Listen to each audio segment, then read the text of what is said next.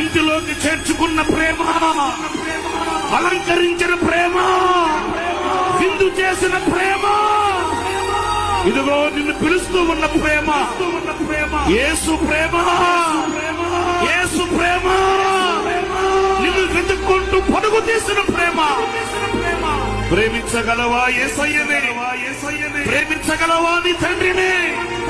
క్షమించమని వేడగలవా తండ్రిని? అహంకారపు మొద్దు విడిచిపెట్టి, ప్రభువా ప్రభువా నేను అవివేకినైపోయానయ్యా, నా భవిష్యత్తు నీ చేతులకు సమర్పించుకుంటున్నాను నాయన.